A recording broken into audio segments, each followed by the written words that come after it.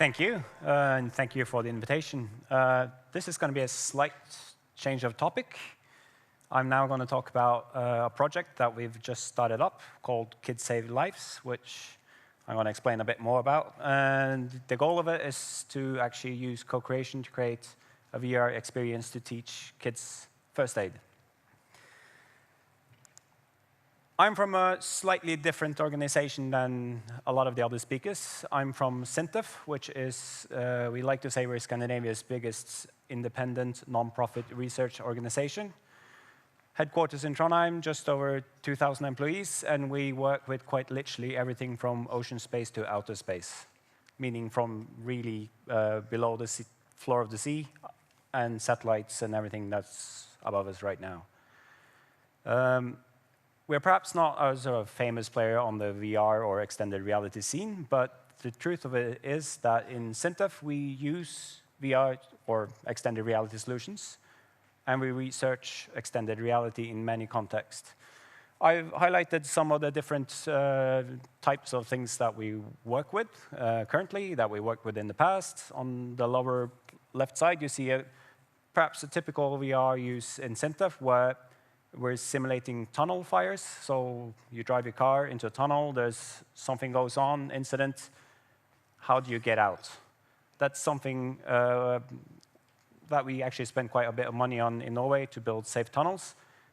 But to actually figure out how do people evacuate in a situation is not something you can full-scale simulate. We quite literally don't light cars on fire in tunnels and see what happens.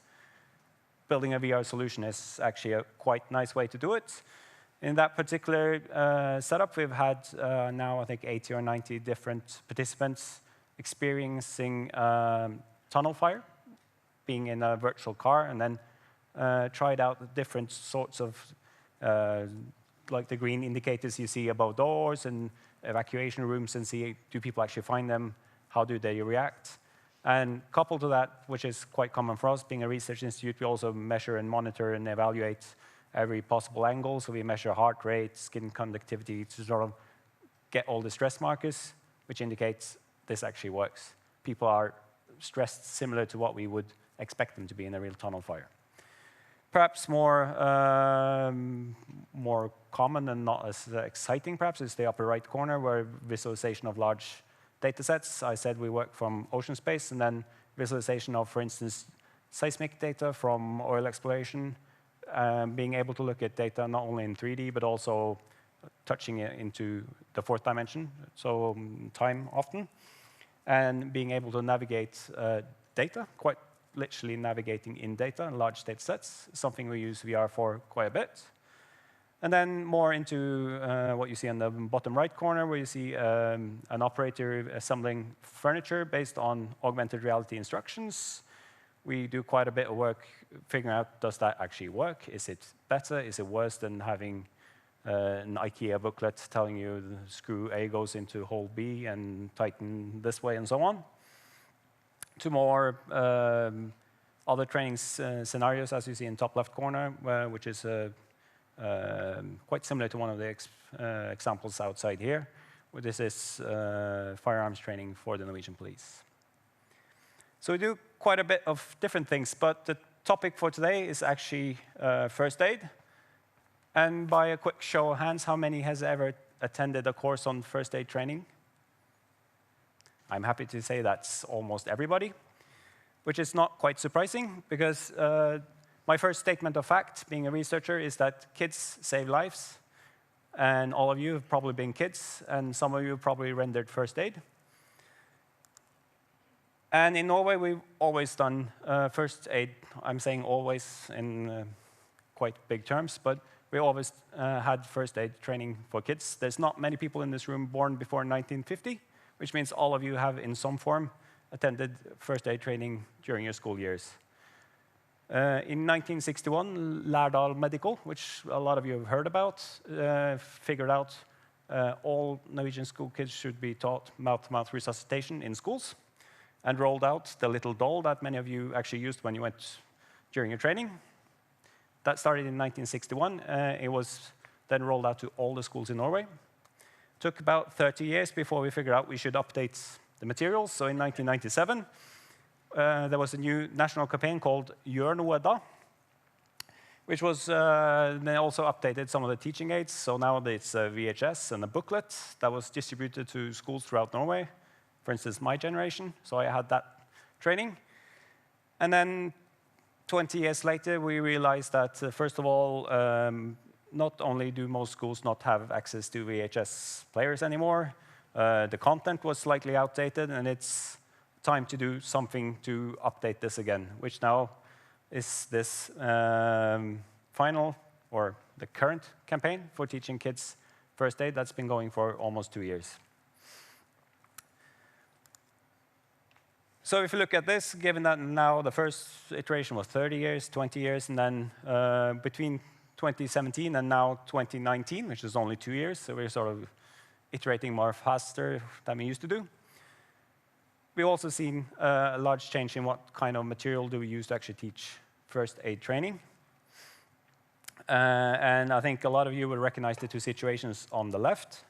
And on the bottom right corner, you see one of the current solutions, which is a gyroscopic app that you can play on your phone or on an iPad, where you can actually experience being at a car crash or a collision between a bike and a car, and you're allowed to play out all the stuff that you learned that you're supposed to do. And now, just as sort of a test of yourselves, because almost all of you said you've attended first aid training, there's basically 4 things that we're supposed to learn in first aid training. Does anybody want to offer any of those topics? Any 4? Check for pulse. Check for pulse, that's one. Which is the typical A, B, C, D. We check for airways, breathing, circulation, and then we go on to disabilities and exposure afterwards. Technically, you did the exact thing that most people think of when we do first aid training. We focus on the last part, the knowledge and techniques. We focus a lot on this 32, which is 30 compressions, 2 ventilations. That's what everybody remembers. Sometimes remember that we also have to open airways, which helps. But the 3 things that are really difficult to teach are the first 3. If nobody recognizes that there is a need for help, all the techniques and knowledge in the world doesn't make a difference. We also have to teach, especially with kids, you have to be aware of your own safety. There's no need in rendering aid if that exposes you to harm. If you become a victim, you're not helping. And the third, which is what's often in the media, is the attitudes and willingness to help, often called the bystander effect. We always fear that everybody will stand around looking at the situation, nobody will actually help. Just to kill a myth that in Norway, at least, that's not true. Of heart attacks outside hospital, excess of 90% receive layperson help before ambulance arrives. People are actually willing to help. But it's still something that we need to train, and we need to work with the attitudes of the people going through training to actually build up the willingness and the attitudes to render the aid. Build down the fear of doing something wrong. And when all of that is in place, then we can focus on check the pulse, the 32, stabilt sideleie, which many of you have actually heard about. It's not called that anymore. When most of you, looking at sort of the gray hairs and so on, a lot of you didn't learn 32, you learned 15.5 or 15.3. The guidelines for the sort of the knowledge and the techniques change all the time, but the first 3 remain the same all the way. The images I put up behind me, those are from the 2017 edition of the teaching materials that are in use in Norway today. And what you see on the top is a lot of situations that teachers use with their students and discuss through the first 3 topics. And then perhaps the only way to train techniques is what's seen on the bottom. They practice on each other. That's the best way to train this. So what we see is that there's 2 quite distinct things that this project should tackle. I grouped them up, the first 3, for a good reason. The first three are more soft skills. It requires some sort of immersion into a situation to actually recognize and be able to process and discuss, deliberate, and work through all your emotions, work through your fears, work through how about this and that, and what do I do if so and so. Excellent for VR. The second part, we're not going to touch.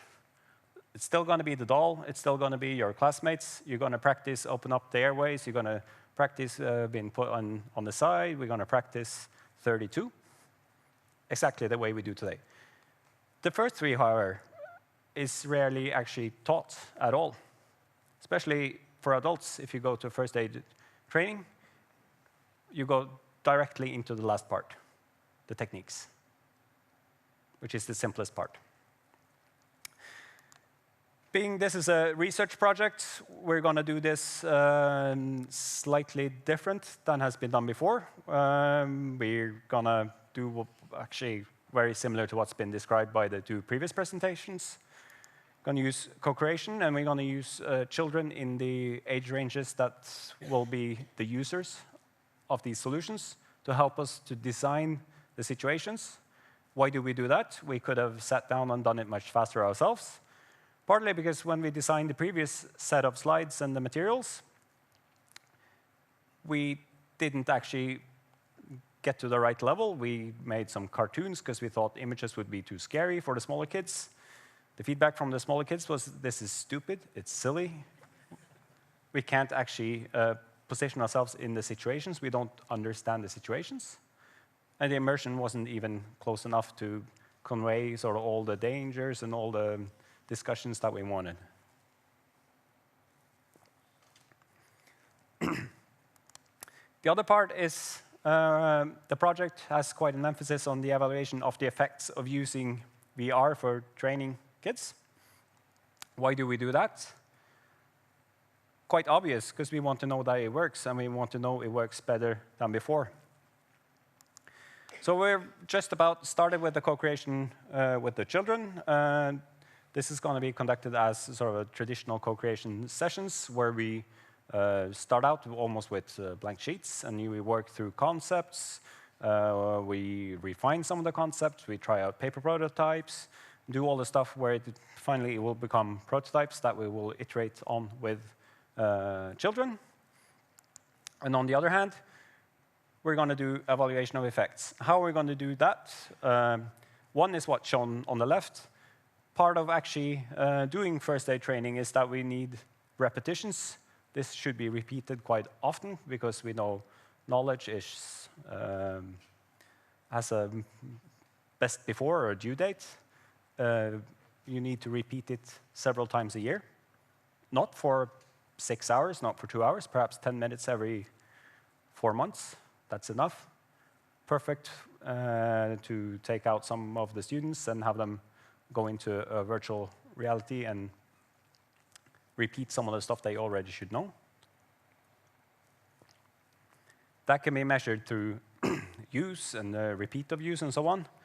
The other side is that we, being that this has been done in 1961, it's been done in 1997, it's been done in 2017, there are evaluated research instruments that's been used to measure the effects in all the categories that I talked about, in the attitudes towards helping, the willingness to help, the knowledge. We have instruments that's been used for testing kids at 11 and 15 for almost 40 years. It gives us an excellent comparison to see, does this make a difference from the traditional systems that we used? What we've seen just going from the VHS and the paper book, because we did this evaluation also with the more now YouTube and PowerPoint solution, is that it does actually make a difference.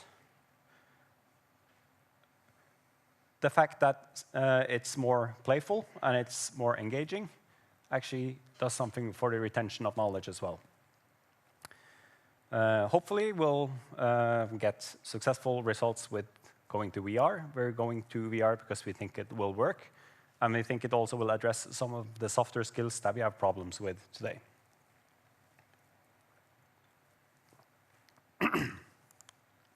Finally, I'm not doing this by myself, just to mention all the others that are involved. Ullensaker kommune is the key partner of the project because they're the content, they're the co-creation partners. They have the students, so we're working with 2 schools in Ullensaker. Landsforeningen for hjerte- og lungesyke is the medical alibi, so to speak. SINTEF Digital is doing some of the, where I'm from, is doing some of the research. We're doing also the evaluation and the facilitation of the co-creation.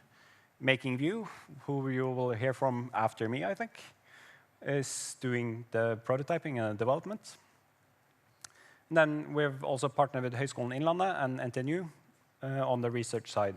Hopefully, I'll be here next year as well and show a bit more exciting slides, and you can try out the solution outside. And that was all I'm going to say today.